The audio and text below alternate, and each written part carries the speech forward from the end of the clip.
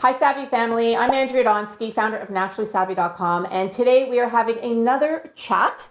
And we just came off a panel where we talked with Bonnie and Natalie about menopause, perimenopause, and postmenopause, and kind of our experience going through it.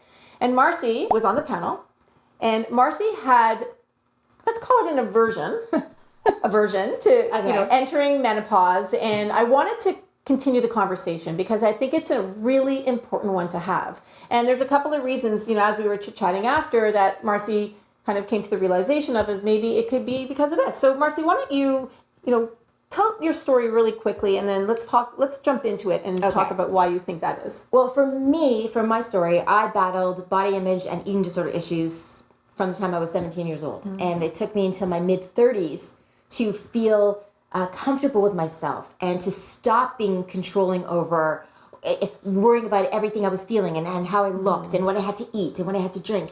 And here, all of a sudden, I'm being told that my body's going to be out of control again, that I have to watch my diet, and that to expect the unexpected when it comes with weight changes. And I thought, I don't want to have to deal with that again. It took me so long to not spend so much energy worrying about my body that here I'm going to have to worry about my body again. So I'm feeling kind of rebellious about it. Are you feeling a little bit anxious about it, you'd say? Sure, I'm feeling anxious about it. It took me a long time to stop feeling anxious about my body and different things that were going on. And so the thought of having to do that again, it's very uncomfortable. But I think it really is important to talk about. I think it's important to talk about with people that you trust and different women. I mean, I was talking to two women that I hadn't really had conversations with before, and it was very enlightening because I also think what happens is you always think worst case scenario. So if you're told that you could experience 50 different things, my brain thinks I'm going to experience 50 different things, and that's overwhelming. But when you see it more as these are the possible things, and you know what? You'll survive and you'll get through it, and there's ways to get through it. It actually takes the fear from here, it brings it out, you deal with it, and then you can move on. Which I think is great. Can you tell us a little bit about your story? I know we've talked about it, here and there when we did a great interview with Marci and Tracy Peart, but talk a little bit about your story for those who haven't seen that video about growing up with an eating disorder and how you've really overcome it, because you are an absolutely incredible person. And I do think, such a rock star. I know your story really well. And I think the important thing is how you've overcome it and how can we help other people. I mean, we talk about on this channel, we speak to women, all women, particularly over the age of, in their 40s and beyond. But how do you feel that your story really can even help people who are watching? Well, so like I said, I developed an eating disorder when I was 17. It was from, I never had an issue with my weight. I was always fit and healthy and really confident. And then my older brother passed away when I was 17. He was 21. And at that age, I felt like my entire life was out of control. What's the one thing I could control was my body. And so I thought, to be important in the world, to earn my space in the world, I had to be perfect. And to a 17-year-old girl, perfect meant beautiful, and beautiful meant skinny. And plus, it didn't help that while my parents and my friends were telling me I needed to eat to be healthy, I had the media and marketers telling me I needed to stop eating to be beautiful. Yeah. Now, I always say that when I was 7, I thought I could do anything. And when I was 17, the only thing I thought worth being was skinny. And that carried me through for my entire life. And it really became I always say I had developed a codependent relationship with my eating disorder because it was my go-to when life became way too scary and I couldn't focus on what was happening with any kind of trauma that happens. I could kind of hide behind my eating disorder. I could focus on how I looked. I could focus on what I was eating or what I wasn't eating. When I had pain emotionally, it was easier to focus on the pain in my stomach from either not eating enough or overeating than it was to deal with the emotional pain that I was dealing with. And it's a type of thing, unfortunately, where the media and marketers and society as a whole, it sounds weird, but it cheers you on in your disorder. So there was a time when I was... you're thin, you're looking great. Yes. You look so skinny today. Yes, there would be times when I was bodybuilding a million years ago and I was not eating solid food and I was on a quarter cup of water a day, my trainer had, and I wouldn't sleep because I thought sleep was for lazy people, and I'd be walking to the gym at 2:00 in the morning and have people say, "Oh my God, you're so dedicated." And I'm like, that's not dedication. That's an illness. But we're cheered on for that. Yeah. So it's very hard to get well when people are cheering on your illness. Because they're reinforcing how what you're trying to look like. They're reinforcing, and you're like, oh, I'm just going to continue doing what I'm doing. I remember going to family dinners, and there would be relatives who would say, okay, let's watch what Marci eats. Because and I'm like, don't watch that, because chances are this is not an indication of how I really eat anyway. Right. But it followed me through for years. I mean, I was lucky enough to be able to have children, but it nearly destroyed me. It really became thoughts of what I was eating, what I was going to eat, what I had eaten. It was every minute of every day. And I finally had given up on myself, but I had 2 young boys to raise, and I thought they deserved better than what they had, and I wanted to be there for them. And I went into a treatment program and got my life back.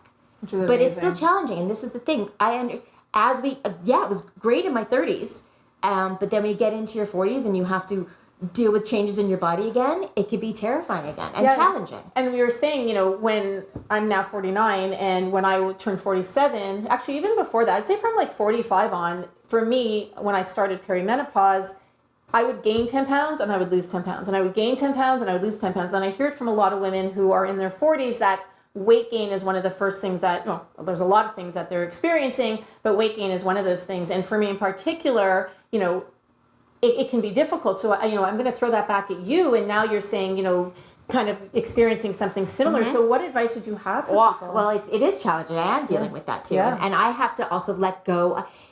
I have to let go of trying to compare myself to the way I was even 2 years ago, because my body's changing. And I say this all the time. I said this earlier. I'm not the same person emotionally and intellectually that I was a few years ago. Yeah. Thank God. That's when you grow and you evolve and you change. Yeah. So why would I expect to be the same person physically, especially because we use our bodies all the time? Yeah. So I have to embrace that I'm proud of who I was, Marci, at 20. I'm proud who I was, Marci, in my 30s. I overcame a lot, Marci, in my 40s. I'm going to be 50 this year. I need to be proud of who I am. Like, I think I'm so much stronger and more outspoken, and I like who I am. Well, yeah. You are. I love Marci. Marci is awesome. She definitely is. But so now I just have to own myself physically. So if I had to give advice to women who are going through menopause, perimenopause, with gaining weight, I would just say, relax about it. It's take the pressure off. We're constantly putting pressure on ourselves. It's a new experience. We're going through a new phase. Yeah. Forget the old one. Forget it. Don't compare yourself to anything. Start something new. Find a new normal. And also to stop worrying about who this person is. Like, we've earned this place. Yeah. Like, you've earned this body. This is a good thing. And who cares what size it is? Like, we've changed so much. I find us, as we get older, we're so much more interesting. That, like, own that. Who cares if you go up a few sizes in your jeans? Yeah. Who cares? Throw away those old pair of jeans that haven't fit you for like 3 years, but you're keeping them in your closet because what if one day I fit back into them? My God. And who cares? Like, do a clearing. I mean, I think that's the other thing about turning 50. It's like almost permission to be able to like start fresh, right? Start anew. Yeah. Get rid of what you don't wear, what you haven't worn in so long. And I'll tell you, to be very honest with you, I had taken a picture for something and I posted it, and then I looked at myself, and the first thought in my head was, "Wow, I'm whiter than I'm used to." And I put my finger on like where I thought I should be for like a second, and then I caught myself and went, why? Wait, why? Why should I be fit? Why? Like, I really was questioning that. Like, would I be more interesting if I was smaller? Would I be funnier? Would I be happier? No. So why do I care about the size? It baffled my mind. I'm glad. See, that's the difference with recovery. I was going to say out of it. Right. So, and I think it's also being forgiving on yourself if you even have those feelings, but it's like, how quickly are you getting out of those feelings, right? And not sticking to them and then acting upon them. Well, that's it. Was I happier when I was smaller? No. You know, did I feel more secure? Was I safer in my life? No. The only thing I was smaller. Right. Where's the benefit of that? So, I have to just kind of, wherever my life takes me, if my life is going in a great direction, then wherever my body goes, that's where it's supposed to be. And we have to work with our bodies, not fight against them all the time. And every time we fight to go back to a different size, we're fighting against our bodies. It never works. Right. Work with it.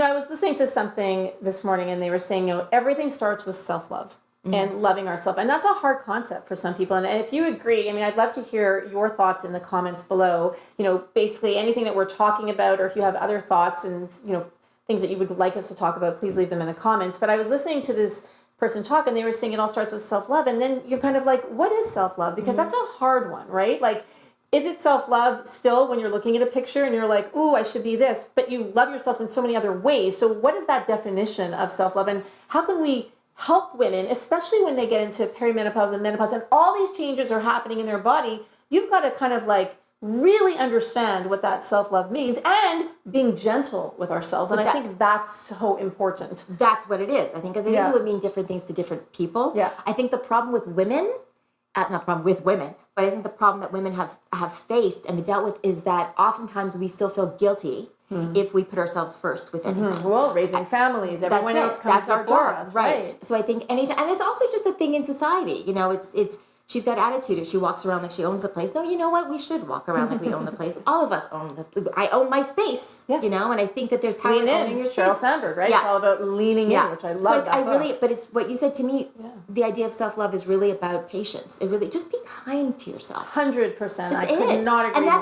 And that more. could mean going to the gym. That can mean not going to the gym. That can mean eating better. That can mean letting yourself have something. Like it's there's no rules. Yeah. And that's one of the things that I love about getting older. Mm-hmm. There used to be all this stigma around, there are all these things going around once you turn 50, you can't do this, you can't do, whereas now I think it's all about, we can do whatever we want, anything. And it's up to us. I'll tell you something. I remember being a volunteer at a physio place at a senior's home, and there was a woman there, and I would work in the physio, and she came down, she was 100 years old. And I will never forget her, because she came down, she was always really well put together.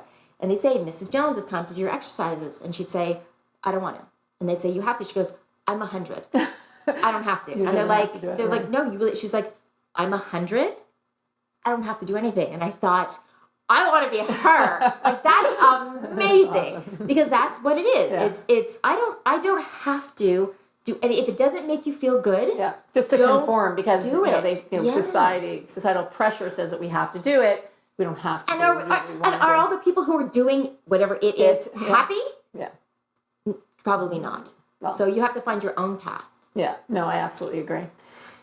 For people who are currently, let's say, having some issues with their body image, how can you, what can you give them? Like, maybe it's a mantra, maybe it's a piece of advice, something that's helped you along the way. Can you share something with them that can give them that little bit of like something to think about?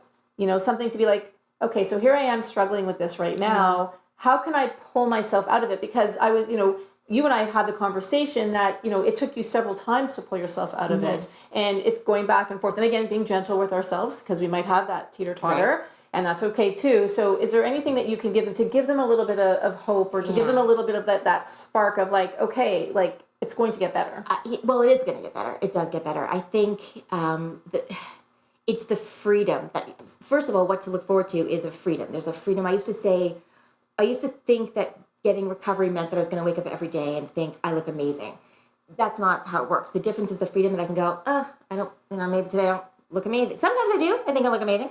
But if I don't, I still go out in the world. And I think my advice, and it may sound strange, but my advice, it's such an isolating issue.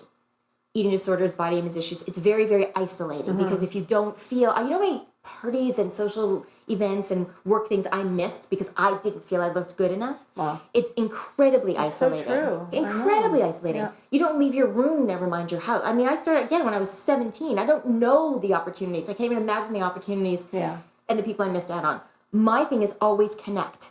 It doesn't matter. I don't care if you're in your pajamas and you go to go across the street to the grocery store to buy yourself a cup of coffee.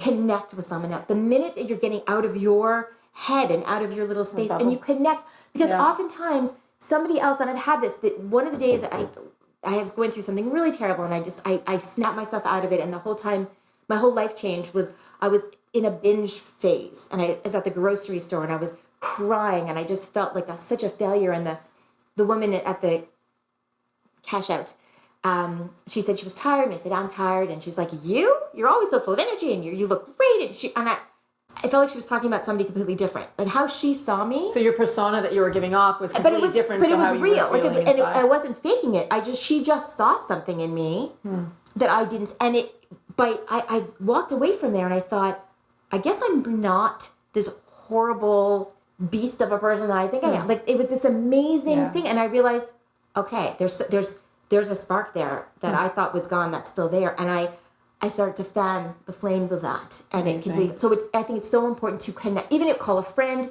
even because you're really not going to feel like it, connect with someone else to get out of our world becomes so small.